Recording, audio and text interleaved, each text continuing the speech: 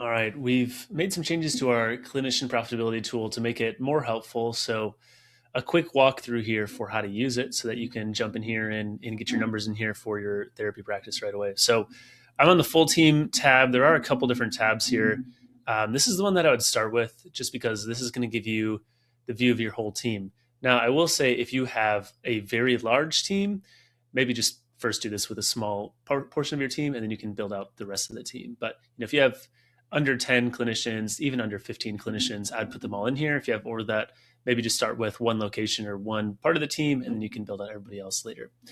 So the big thing to note here with this table is you really just need to fill in the yellow shaded cells. Everything else over here is going to calculate on its own.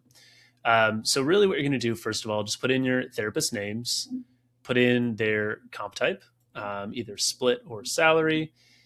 If they have a pay split, put it in here. If they have a salary, put it in here.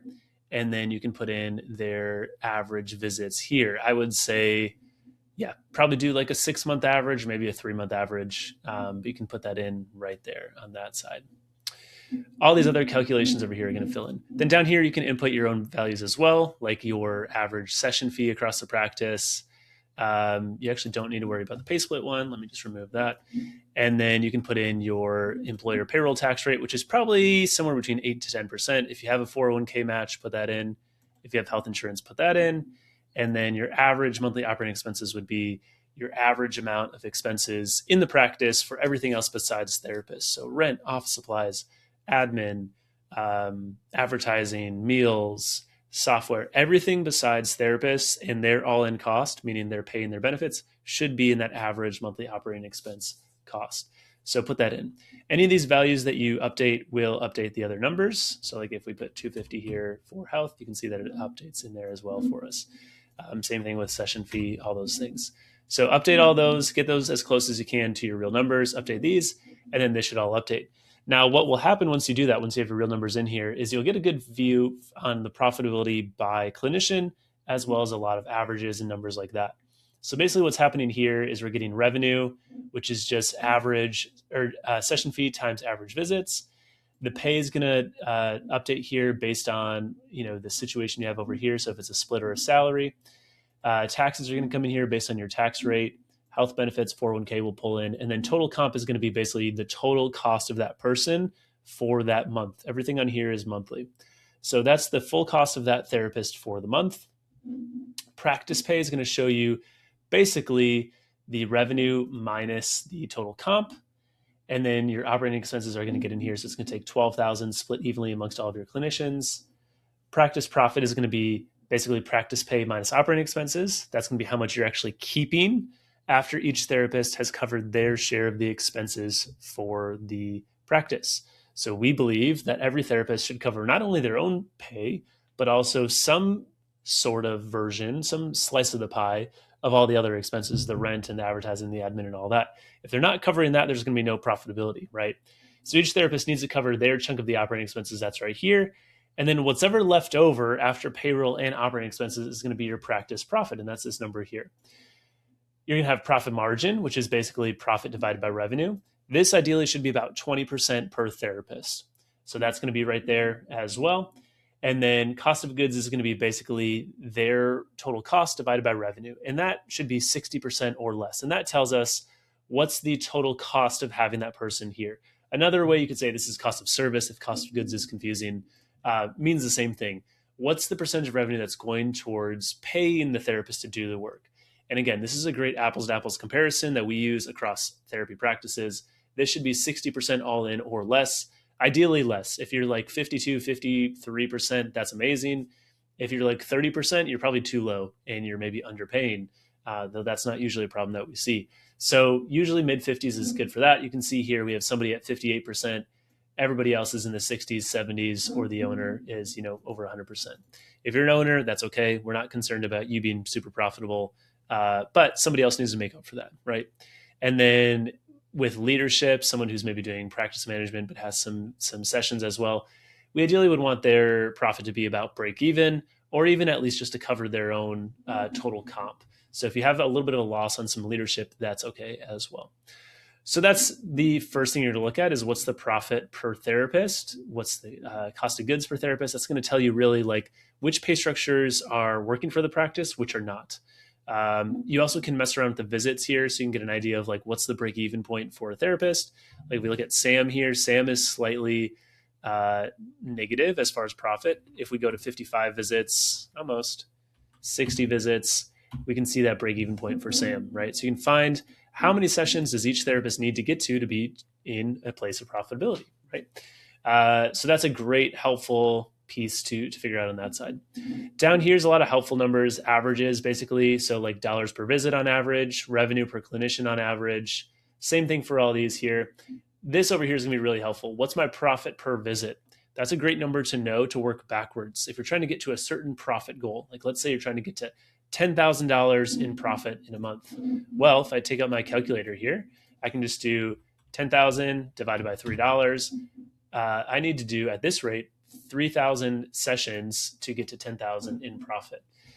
Yikes, that's not great, right? So what that means is that, all right, we need to have a different type of pay structure or different volume or different model really to make this work. Now, if my session fee is $150, you're going to see this number really change. Now it's $27 per visit of profitability. So you can see all those numbers, work backwards from there, and really figure out like really what are we making per session and what does that look like across the practice.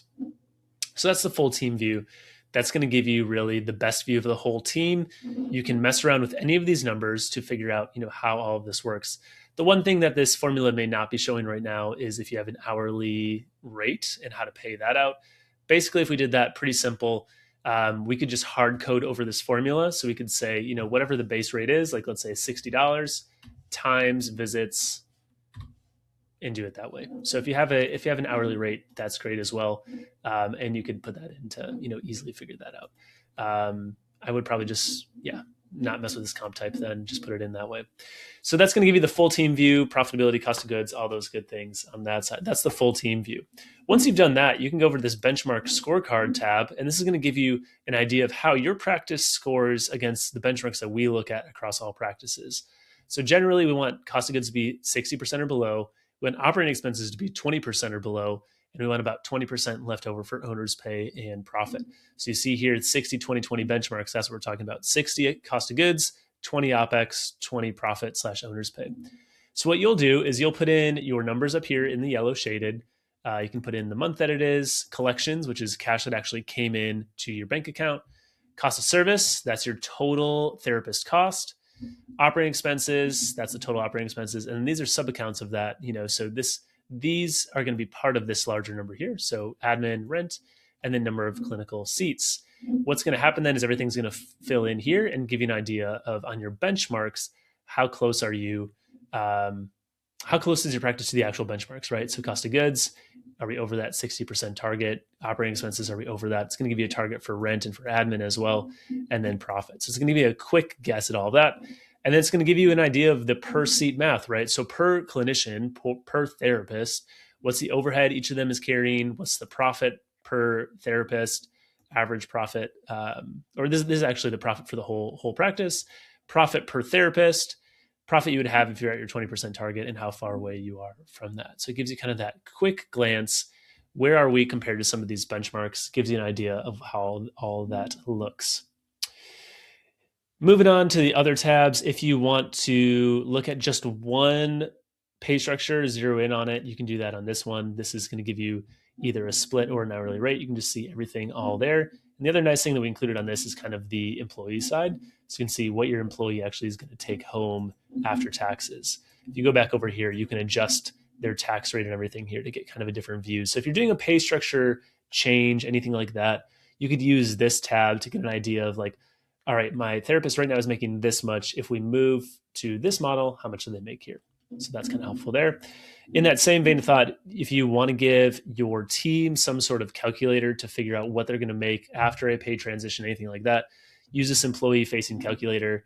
They can put in their different sessions, their rate of reimbursement, how much they work, and this is going to spit out for them how much they can make per year and per month. So that's kind of a helpful one for them to see as well.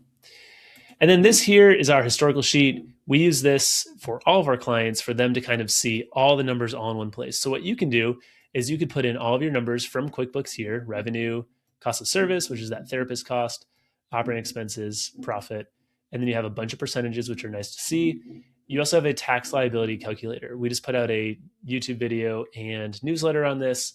So you can go to our blog at navigatingyourbooks.com. Just find that blog about saving for taxes, or go to YouTube and search for that. But this is a great way to find out how much we have set aside in our tax account. We don't want that surprise at the end of the year as far as that tax bill. We want to know throughout the year, how close are we to setting aside enough money to pay that eventual tax bill and or pay our estimates. So basically, you can fill in the yellow here, change how much your tax liability is. It's usually between 25 and 35%, depending on your situation, your entity type, your state.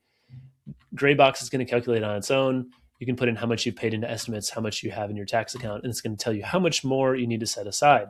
So if we paid 10,000 in estimates and we have 6,000 in our tax account, it tells you you're actually doing great here. You're all fine. So you can use that to do a little bit of tax calculation as well. So a lot of tools here, all there to help you get that full financial story of the practice, really get down to a therapist level of profitability and really understand better the financial story of the practice. After you've made a copy and you've put your numbers in, feel free to reach out to me if you have any questions. If anything is not working, you can tag me directly in here, right? You can right click, comment at Nate at Navigating Your Books or navigatorbookkeeping.us. Tag me and I will see it, and I can jump in here if a formula breaks or something like that. Or you can always shoot me an email, Nate at navigatorbookkeeping.us. And happy to jump into a sheet, help you if anything breaks, or if you are, just stuck as far as using the sheet. We want to make it as useful and valuable as possible. So if you're running into any issues, definitely let me know. Happy to help out. But otherwise, happy forecasting, happy planning, and good luck.